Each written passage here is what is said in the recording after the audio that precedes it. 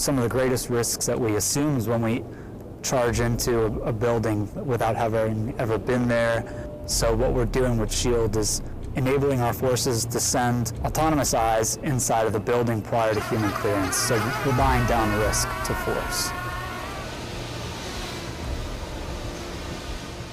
Now we have the ability to send the robot internal to a structure prior to sending in our human capital.